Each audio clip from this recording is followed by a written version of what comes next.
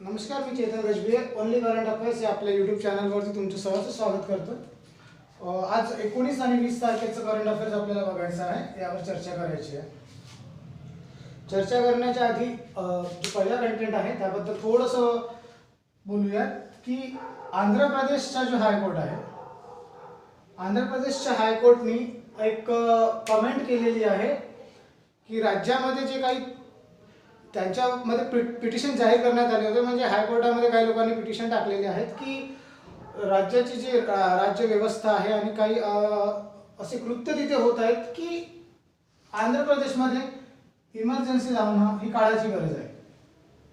ही petition हायकोर्टामध्ये टाकली. आता ही आपल्या एक्झामच्या दृष्टिकोनातून महत्त्वाची नाही आहे, पण त्याला लिंकअप करून आपण जेव्हा बघू तेव्हा आपल्याला इमर्जन्सी म्हणजे आणीबाणी ज्याला म्हणतो आपण, आणीबाणी हा विषय जो आहे हा आपल्याला प्रत्येक परीक्षेसाठी इम्पॉर्टंट आहे.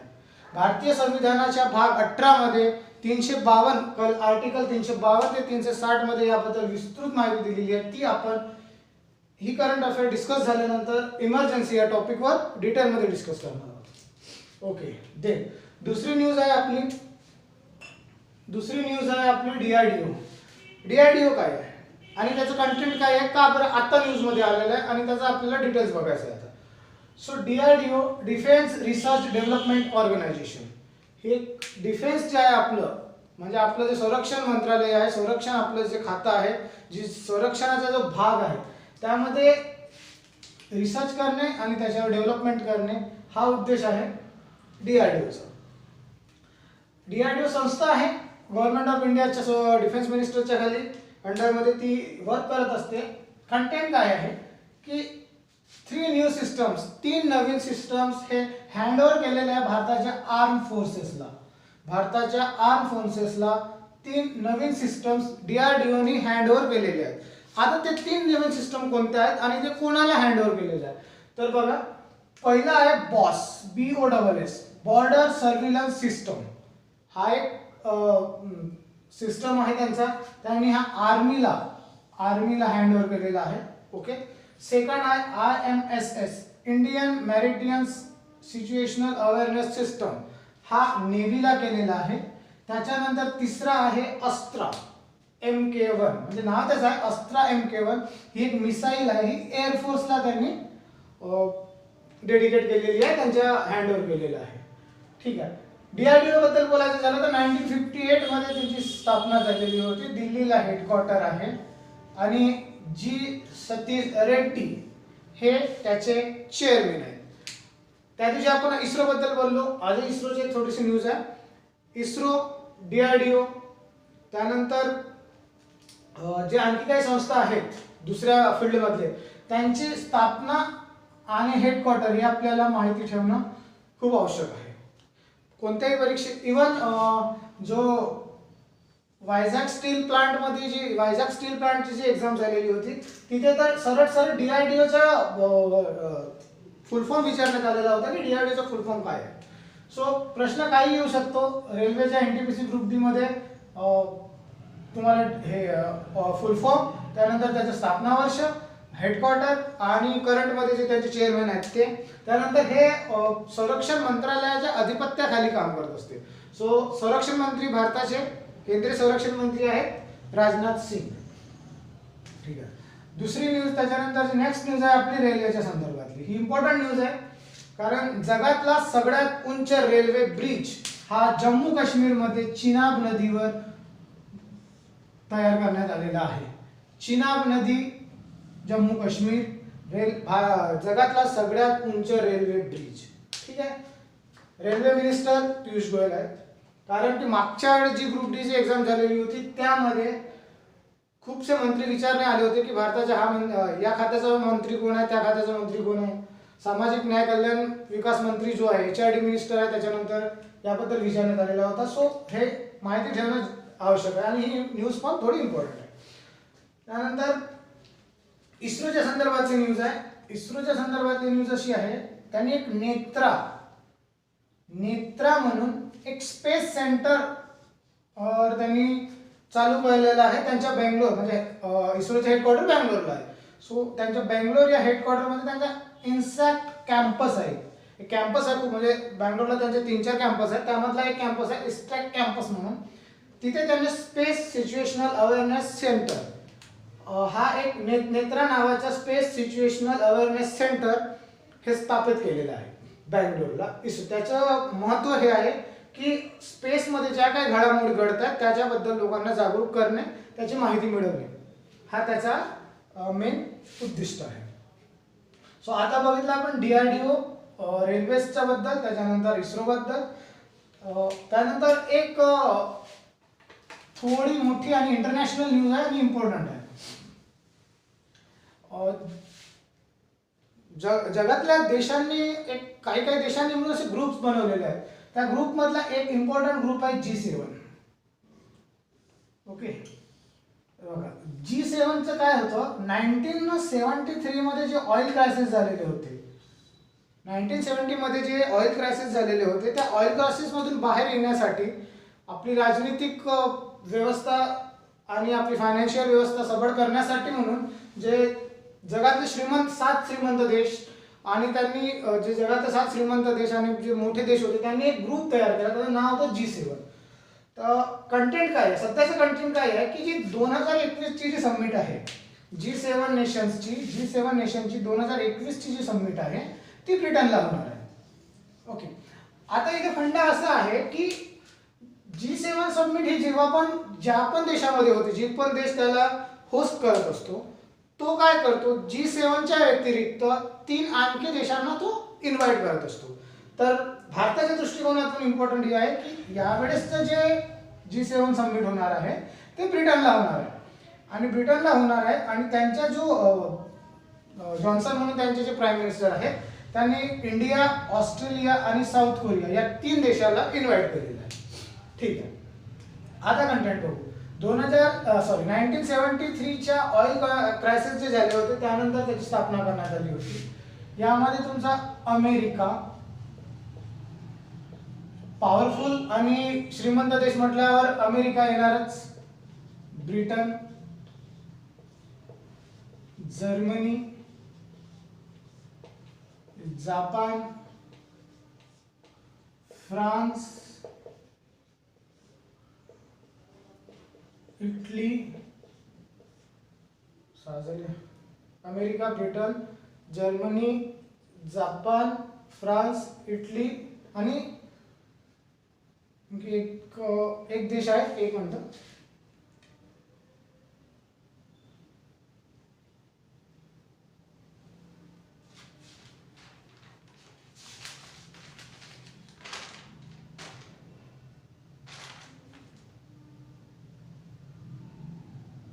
कॅनडा. ओके, सो G7 मध्ये America, Britain, Germany, Japan, France, Italy आणि कॅनडा ह्या देशाचा हा ग्रुप आहे. दरवर्षी त्यांची समिट होत असते. मागच्या वर्षी व्हर्च्युअल समिट झालेली होती कोरोनामुळे. 2021 ची समिट ब्रिटनला होणार आहे. त्यामध्ये इंडिया, ऑस्ट्रेलिया आणि साऊथ कोरिया यांना त्यांनी इन्व्हाइट केलेलं आहे. ठीक आहे, 1973 मध्ये तिचं फॉर्मेशन झालेलं होतं, ऑइल क्रायसिस झाले होते आणि त्यानुसार त्या जे अर्थव्यवस्था, ढासळलेली अर्थव्यवस्था होती, त्या अर्थव्यवस्थेला स्टेबल करायसाठी म्हणून या ग्रुपची स्थापना करण्यात आलेली होती. त्यानंतर एक न्यूज आहे, 19 डिसेंबरला आपला गोवा मुक्ती दिवस असतो. म्हणजे भारत स्वतंत्र झाल्याच्या नंतरही गोवा हा पोर्तुगीजांच्याच अधिपत्याखाली होता. 450 वर्ष तिथे पोर्तुगीजांनी राज्य केलं आणि त्यानंतर सुद्धा ते खूप मीटिंग्स वगैरे झाल्या, वाटाघाटी झाल्या, परंतु पोर्तुगीज तो भाग द्यायला तयार नव्हते. शेवटी भारताने लष्कराला पाचारण केले आणि ऑपरेशन विजय हा राबवून तिथे त्यांनी गोव्याला मुक्ती केला आणि हा गोवा भारताचा राज्य बनला. राज्य नंतर बनला, युनियन टेरिटरी होता, नंतर राज्य बनला. म्हणजे आपण म्हणू शकतो की 19 डिसेंबरला गोवा मुक्ती दिवस साजरा केला जातो आणि गोवा हा भारताच्या अंडरमध्ये आला. ठीक आहे, तर या काही न्यूज होत्या 2 दिवसाच्या इम्पॉर्टन्स. आणि आता आपण बघणारा मेन टॉपिक जो होता तो इमर्जन्सी आणीबाणी.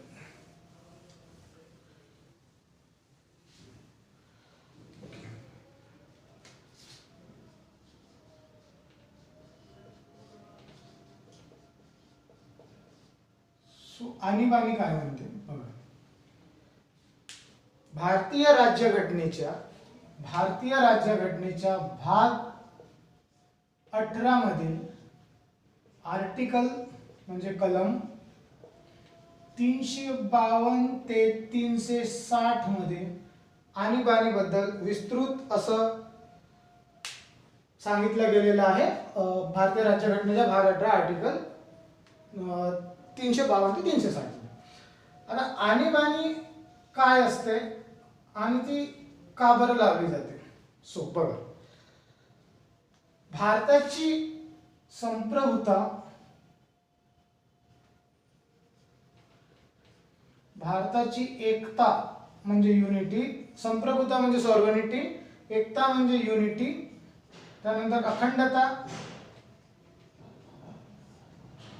त्यानंतर लोकशाही म्हणजे डेमोक्रेसी आणि राजनीतिक व्यवस्था.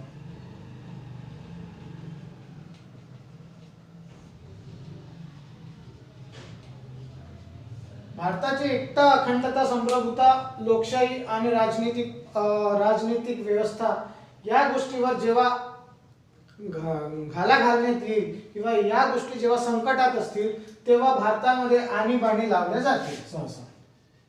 आता ते 3 टाईपच्या आणीबाणी आहेत, इमर्जन्सी आहेत, त्याचे का केव्हा लावले जाते, कधी लावले जाते हे आपण डिटेल्स मध्ये बघू.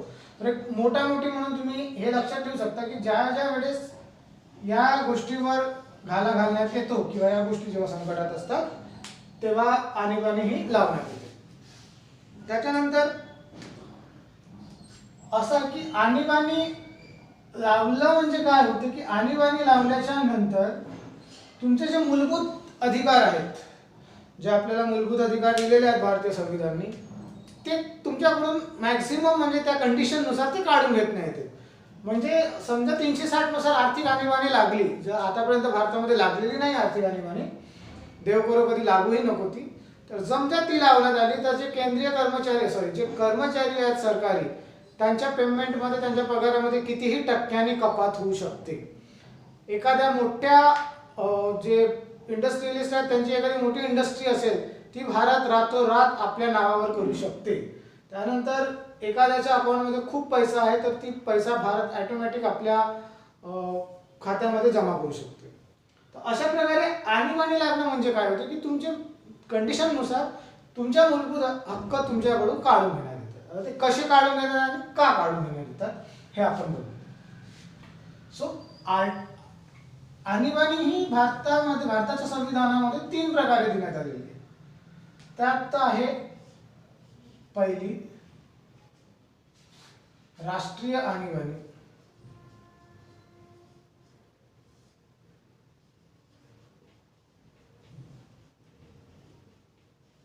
नॅशनल इमर्जन्सी म्हणतात त्याला.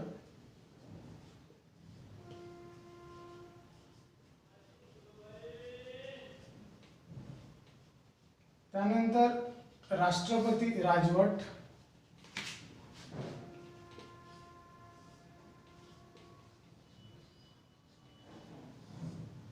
त्यानंतर तिसरी आहे आर्थिक आणीबाणी, याला म्हणतात प्रेसिडेंट रूल,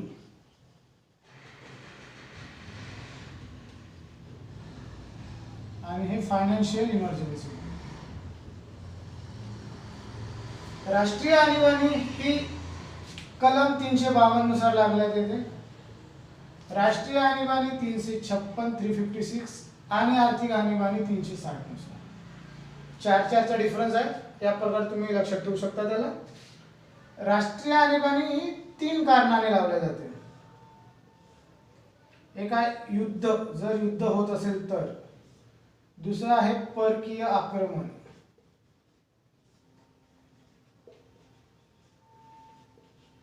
आणि तिसरा इम्पॉर्टंट आणि कॉन्ट्रोवर्शियल अंतर्गत अशांतता.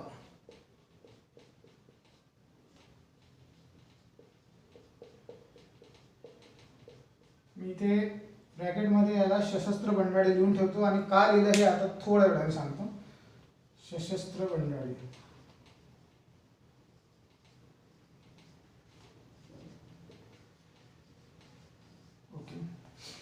त्यानंतर प्रेसिडेंट रूल हा का लावला जाते? देशाचे जे सरकार आहे किंवा एखाद्या पर्टिक्युलर राज्याचे जे सरकार आहे ते सरकार चालवण्यास असमर्थ आहे, कोणत्याही कारणामुळे सरकार चालवण्यास जर ते असमर्थ आहे त्यावेळेस प्रेसिडेंट रूल लावला जातो. काय सांगितलं? केंद्राची सरकार किंवा राज्याची सरकार ही जर आपलं सरकार चालवण्यास असमर्थ आहे, कारण कुठलंही असू शकते, जर सरकार चालवण्यास ते असमर्थ आहे किंवा घटनाबाह्य ते काही कार्य करत आहेत त्यावेळेस राष्ट्रपती राजवट लागू शकते. आर्थिक आणीबाणी भारताच्या तिजोरीमध्ये खडखडाट जेव्हा झालेला असतो, भारताकडे कुठल्याच गोष्टीसाठी पुरेसा पैसा नसतो, त्यावेळेस आर्थिक आणीबाणी लावण्यात येते. बघ, 352 नुसार आजपर्यंत 3दा लागण्यात आलेली आहे. 3 वेळा ही राष्ट्रीय आणीबाणी नॅशनल इमर्जन्सी 352 नुसार लावण्यात आली. राष्ट्रपती राजवट ही खूपदा लावण्यात आली, त्याचं खूप मोठी हिस्ट्री आहे, खूपदा लावण्यात आली. आणि आर्थिक आणीबाणी ही एकही वेळा नाही.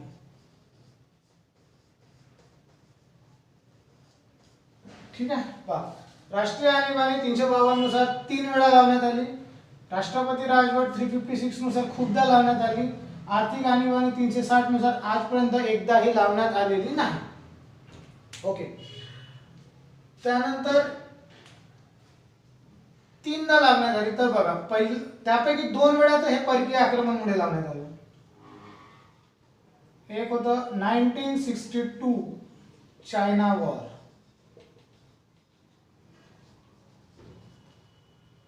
आणि सेकंड 1971 पाकिस्तान वॉर, जेव्हा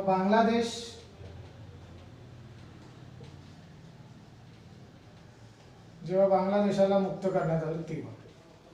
ठीक आहे, तिसरी सगळ्यात मोठी आणि कॉन्ट्रोवर्शियल लावण्यात आली, ती लावण्यात आली अंतर्गत अशांततेमुळे.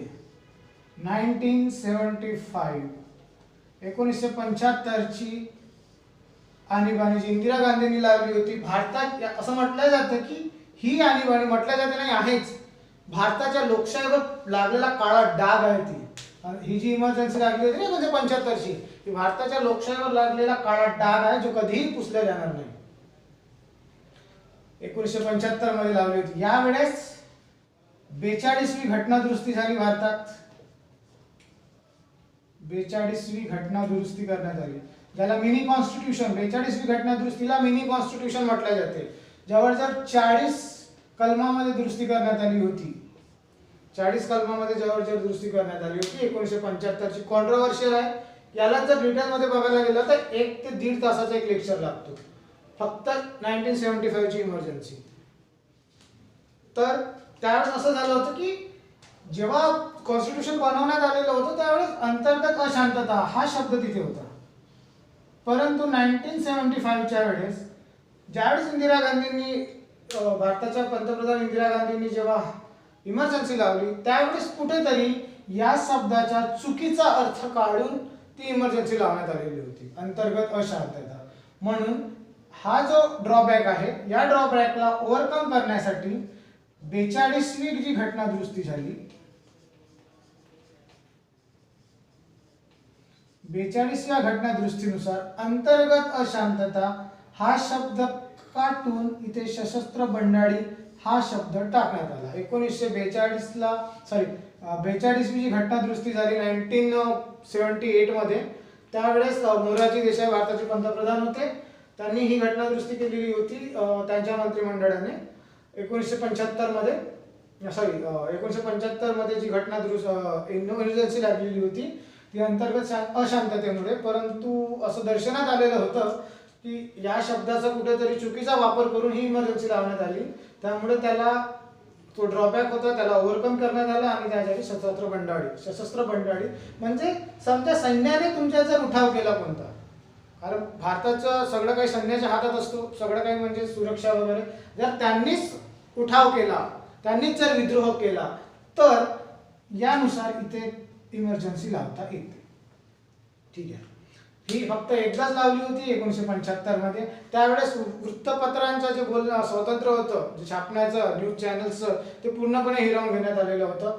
42वी घटना दुरुस्ती केलेली होती. खूप असे भारतीय संविधानाला आणि भारतीय लोकशाहीला मारक असे कलम त्याच्यामध्ये दुरुस्ती करण्यात आलेली होती. त्यानंतर कुटुंब नियोजन योजना जी होती ती जबरदस्तीने राबवण्यात आलेली होती. त्यानंतर जी काढण्यात आली तेव्हा इलेक्शन झालं आणि इंदिरा गांधींचा दारुण पराभव झालेला होता त्यामध्ये. त्यानंतर मोरारजी देसाई प्राईम मिनिस्टर झाले, त्यांनी 42वी घटना दुरुस्ती केली. 42वी घटना दुरुस्तीमध्ये या 44वी घटना दुरुस्ती झाली. जेव्हा ओव्हरकम करण्यात आली ती 44वी घटना दुरुस्ती होती. 44वी घटना दुरुस्ती करण्यात आली आणि 42व्या घटना दुरुस्ती अंतर्गत जे काही घटना दुरुस्ती झालेल्या होत्या त्यांना मागे घेण्यात आलेलं होतं. म्हणजे मॅक्झिमम, काही काही तर तसेच ठरले, मॅक्झिमम त्यांनी त्याला पुन्हा एकदा तोच स्ट्रक्चर देण्यात आला. तर ही झाली तुमची 352वी आणीबाणी. ही 3 वेळा लागली.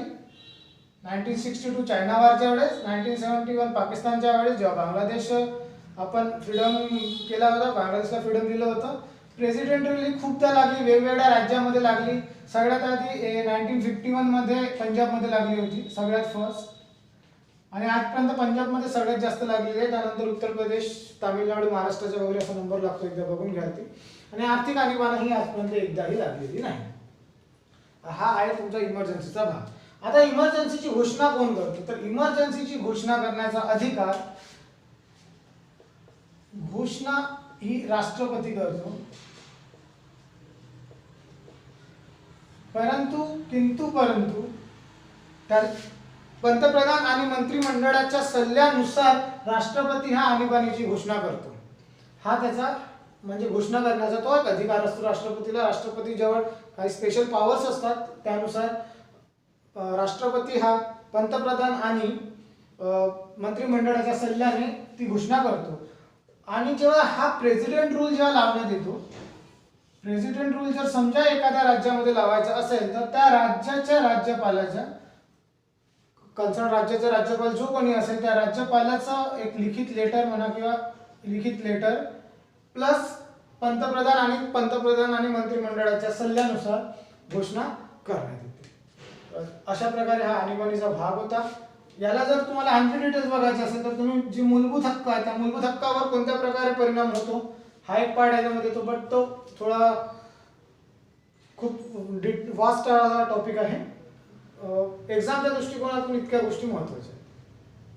महाराष्ट्रामध्ये जेव्हा देवेंद्र फडणवीसांनी शपथविधी घेतलेला होता त्यावेळेस जो 1.5 दिवसाच्या अजित पवारांसोबत घेतला होता त्यावेळेस पण राष्ट्रपती राजवट लागू होती. त्यानंतर ती राष्ट्रपती राजवट निघाली होती आणि त्यांनी शपथविधी घेतला होता. लेटेस्टमध्ये जर महाराष्ट्राच्या दृष्टिकोनातून बघायचं झालं तर ती एक घटना होती. ठीक आहे, अशा प्रकारे हा आजचा आपला लेक्चर होता. थँक्यू. जर तुम्हाला माझे व्हिडिओ आवडत असेल, काही नवीन माहिती मिळत असेल तर प्लीज लाईक, शेअर आणि सबस्क्राईब करा. थँक्यू.